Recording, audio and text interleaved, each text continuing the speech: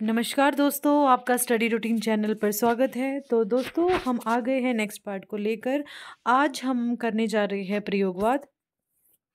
तो चलिए चलते हैं नेक्स्ट क्वेश्चन पर। सन 1951 में प्रकाशित दूसरा सप्तक में कौन सी कवित्री शामिल थी? तो यहाँ पर दूसरे सप्तक की बात की गई है। इसमें कौन सी कवित्री हमने पढ़ा, अमृता भारती तो इसमें थी ही नहीं, जबकि कीर्ति चौधरी थी, बट ये तीसरे सप्तक में थी। यहाँ पर बात हो रही है दूसरे सप्तक की। तो दूसरे सप्तक में हमारी कौन थी? शकुंतला माथुर। ठीक है, दूसरे सप्तक में कौन थी? शकुंतला माथुर। यहाँ देखो, शकुंतला माथुर सही आ जाएगा, जबकि सुमन राजे चौथे सप्तक में थी। चलिए, केदारा सिंह किस सप्तक के कवि थे? तो ये तीसरे सप्तक के कवि थे। ठीक है, चौथा सप्तक में संकलित कवित्री थी हमारी सुमन राजे। प्रथम में कोई कवित्री नहीं थी। सेकंड में हमारी शकुंतला माथुर थी, सेकंड में। और थर्ड में हमारी कौन थी? कीर्ति चौधरी। और सुमन राजे जो है यहाँ पर हमारी फोर्थ में आ चुकी है। चलिए, तार सप्तक में कौन सा कवि सम्मिलित नहीं है? देखो, ये तार सप्तक की बात हो रही है। देखो, भरत भूषण अग्रवाल है, नेमी चंद्र जैन भी है, मुक्ति बोध भी है, जबकि रघुवीर सहाय तार सप्तक में ना होकर रघुवीर सहाय किस में आते हैं? दूसरे तार सप्तक में, यानी कि दूसरे सप्तक में आते हैं ये। तार सप्तक का प्रकाशन वर्ष क्या है? तो तार सप्तक का प्रकाशन वर्ष 1943 था। चलिए, नेक्स्ट क्वेश्चन है। तार सप्तक का प्रकाशन वर्ष 1943। चलिए, तार सप्तक का संबंध किस काव्य धारा से है? तो प्रयोगवाद जो थी हमारी, उससे संबंधित है हमारी तार सप्तक। आत्महत्या के विरुद्ध कविता संकलन किसका है? तो आत्महत्या के विरुद्ध रघुवीर सहाय जी की का कविता संकलन है। आत्महत्या के विरुद्ध कविता संकलन के कवि रघुवीर सहाय, ये अज्ञे द्वारा संपादित दूसरा सप्तक के प्रमुख कवि है। रघुवीर सहाय की अन्य प्रमुख रचना इस प्रकार है। सीढ़ियों पर धूप में, हंसो हंसो जल्दी हंसो, लोग भूल गए हैं कुछ पत्ते और कुछ चिट्ठियां, एक समय था। चलिए, कहानी संग्रह है इनके रास्ता इधर से है, जो आदमी हम बना रहे हैं। निबंध संग्रह है दिल्ली मेरा प्रदेश, लिखने का कारण उबे हुए सूखी, वे और नहीं होंगे जो मारे जाएंगे, लहरें और तरंग अर्थात यथार्थ का अर्थ भंवर इत्यादि। अनुवाद की अगर हम बात करते हैं, इन्होंने अनुवाद किया है बर्नमवन या फिर बर्नमवन। तो ये हमारे शेक्सपियर के नाटक मैकबेथ का अनुवाद किया हुआ है इन्होंने, ना 3 हंगारी नाटक इत्यादि। चलिए, ये इनके क्या थे? अनुवादित नाटक थे। कुआनो नदी जो है कविता संग्रह के कवि कौन है? तो कुआनो नदी का संबंध ही हमारे किससे है? सर्वेश्वर दयाल सक्सेना जी का, और इनकी रचना भी यही है। इनकी अन्य रचनाएं काठ की घंटियां, बांस का पुल, एक सूनी नाव, गर्म हवाएं, जंगल का दर्द।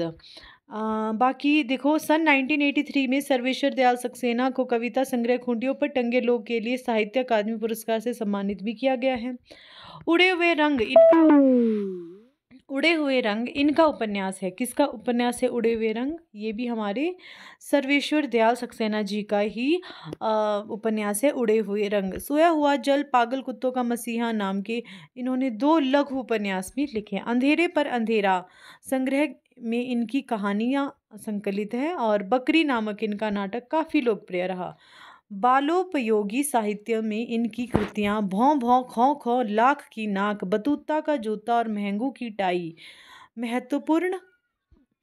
महत्वपूर्ण स्थान रखती है। कुछ रंग कुछ गंध शीर्षक से इनका महत्वपूर्ण वृत्तांत भी प्रकाशित हुआ। शमशेर और नेपाली कविताएं नामक कृतियों का संपादन भी इन्होंने किया। कुआनो नदी काव्य संग्रह के रचनाकार कौन है? तो ये हमारे सर्वेश्वर दयाल सक्सेना जी ही है। नकेनवाद किस काव्य धारा के लिए प्रयुक्त हुआ था? तो ये हुआ था प्रयोगवादी काव्य के लिए हुआ था। देखो, अगर हम देखते हैं प्रयोगवाद के भीतर ही प्रपद्यवाद या नकेनवाद भी पनपा, लेकिन वह प्रयोगवाद की एक छोटी शाखा मात्र बनकर रह गया। नकेनवाद बिहार में प्रचलित हुआ। नलिन विलोचन शर्मा, केसरी कुमार और नरेश मेहता के नामों के प्रथम अक्षर से बना है। नकेनवादी तीनों कवियों ने प्रयोग दशसूत्री में प्रयोगवाद और प्रयोगशीलता में अंतर बेहतर स्पष्ट किया है। ये प्रयोग को ही काव्य का एकमात्र लक्ष्य मानते हैं। नवीनवाद नामक साहित्य आंदोलन के अग्रणी हैं, तो ये है देखो हमारे नलिन विलोचन शर्मा, केसरी कुमार, नहीं ये नहीं है। तो देखो यहाँ पर नलिन विलोचन शर्मा, केसरी कुमार, नरेश मेहता, ये वाला आएगा इसमें, ठीक है। तो देखो यहाँ पर क्या आएगा, न के न, नलिन विलोचन शर्मा, केसरी कुमार और नरेश मेहता। चलिए, इनमें से कौन सा कवि नकेनवाद से जुड़ा हुआ है? तो नकेनवाद से जो है दो कवि जुड़े हुए हैं, केसरी कुमार और नरेश मेहता, इसीलिए इसमें स्टार दिखाया गया है। चलिए, इनमें से कौन प्रपद्यवाद से संबंधित नहीं है? नलिन है, नरेश है, केसरी भी है, प्रताप नारायण त्रिपाठी जी नहीं है। तो चलिए चलते हैं नेक्स्ट क्वेश्चन पर। आज का अंतिम प्रश्न भी यही है।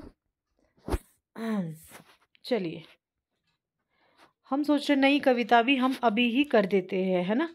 चलिए, प्रयोगवाद के साथ साथ आज हम नई कविता भी करने जा रहे हैं। 30 क्वेश्चन है।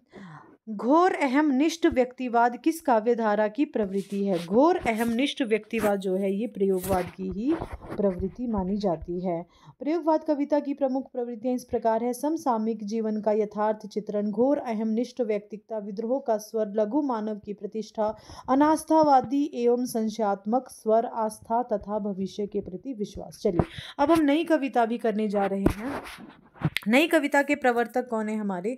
तो नई कविता के जो प्रवर्तक माने जाते हैं वो अज्ञे को ही माना जाता है, ठीक है। नई कविता का प्रयोग जो है सबसे पहले अज्ञे ने ही किया है, पर यहाँ पर दिखाया नहीं है। तो चलिए हम यहाँ पे चलते हैं, पढ़ लेते हैं क्या है। ऑप्शन में नहीं है यज्ञ, अज्ञ। नई कविता भारतीय स्वतंत्रता के बाद लिखी गई उन कविताओं को कहा गया जिसमें परंपरागत कविता से आगे नए भावबोधों की अभिव्यक्ति के साथ ही नए मूल्यों और नए शिल्प विधान का अन्वेषण किया गया। यह भी कहा जा सकता है कि प्रयोगवाद के बाद हिंदी कविता की जो नवीन धारा विकसित हुई वह नई कविता है। नई कविता के प्रवर्तक भी अज्ञे जी ही हैं। नई कविता के प्रमुख लक्षण देखने को मिलते हैं, ठीक है। अगर हम बात करते हैं अनुभूति की सच्चाई और बुद्धिमूलक यथार्थवाद दृष्टि, ये क्या है? नई कविता के प्रमुख लक्षण हैं। अनुभूति की सच्चाई और बुद्धिमूलक यथार्थवादी दृष्टिकोण। देखो, शोषित वर्ग की पीड़ा और पूंजीपतियों का घोर निंदा, ये तो जो शोषित वर्ग की बात इसमें की मेन ये हमारे प्रगतिवाद में आती है ना। प्रकृति चित्रण सौंदर्यबोध मेन हमारे छायावाद में आती है, जबकि नई कविता में अनुभूति की सच्चाई और बुद्धिमूलक यथार्थवाद दृष्टि रखी गई है। चलिए, नई कविता के दो तत्व प्रमुख है, एक अनुभूति की सच्चाई और एक बुद्धिमूलक यथार्थवादी दृष्टि। वह अनुभूति क्षण की हो या एक समुच्चय काल की, किसी सामान्य व्यक्ति की हो या विशिष्ट पुरुष की, आशा की हो या निराशा की, अपनी सच्चाई की हो, अपनी सच्चाई में कविता के लिए और जीवन के लिए भी अमूल्य है। नई कविता में बुद्धिमान नवीन यथार्थवादी दृष्टि के रूप में भी है और नवीन जीवन चेतना की पहचान के रूप में भी। चलिए, नई कविता पत्रिका का प्रकाशन आरंभ हुआ। तो नई कविता अगर हम पत्रिका की बात करेंगे जो इसके संपादक है ये हमारे जगदीश गुप्त जी इसके संपादक है 1954 में, ठीक है। ये नई कविता पत्रिका का जो प्रकाशन हुआ है वो 1954 में हुआ है। सन 1954 में नई कविता पत्रिका का प्रकाशन इलाहाबाद यानी कि अब जो प्रयागराज है इलाहाबाद से हुआ। 1947 में जब अज्ञे ने प्रतीक का प्रकाशन आरंभ किया तब मुक्तिबोध की कविता मुझे पुकारती हुई पुकार भी प्रकाशित हुई थी। डैश नई कविता पत्रिका का प्रकाशन वर्ष है, तो हमने अभी अभी देखा ये है 1954। चलिए चलते हैं नेक्स्ट क्वेश्चन पर। नई कविता की प्रमुख प्रवृत्ति है, तो हमने देखो बौद्धिकता का प्राधान्य, हाँ जी, यथार्थवाद का अति आग्रह, बिल्कुल, कुंठा, निराशा, संदेह की अभिव्यक्ति, तो ये सारी हो जाएगी। और नई कविता की प्रमुख प्रवृत्तियां बौद्धिकता का प्राधान्य, यथार्थवाद का अति आग्रह, कुंठा, निराशा, संदेह की अभिव्यक्ति, कथ्य की व्यापकता और दृष्टि की उन्मुखता, मानवतावाद की नई परिभाषा, ठीक है। नई कविता का नामकरण प्रयोगवादी कवियों के द्वारा ही किया गया। नई कविता के संस्थापकों में जगदीश गुप्त और रामस्वरूप चतुर्वेदी का ही महत्वपूर्ण योगदान है। नेक्स्ट क्वेश्चन है, लघु मानव की धारणा किसकी प्रवृत्तिगत विशेषता है? तो लघु मानव की जो धारणा है वो जो है नई कविता की ही प्रवृत्तिगत विशेषता मानी जाती है। नई कविता परंपरा का तिरस्कार है और नई नई कहानी परंपरा का विस्तार। तो यह कथन किसका है? बहुत ही अच्छा क्वेश्चन है। देखो कथन है राजेंद्र यादव का, यह कथन है नई कविता परंपरा का तिरस्कार है और नई कहानी परंपरा का विस्तार। ठीक है, चलिए तो दोस्तों आज के हमारे प्रश्न यहीं पर समाप्त हो रहे हैं। नई कविता भी हमारे पास समाप्त हो चुकी है। कल से जो है हम हिंदी गद्य साहित्य का इतिहास जैसे कि निबंध साहित्य पर हम कल से जो है प्रश्न करेंगे। तो आज के लिए बस इतना ही। धन्यवाद।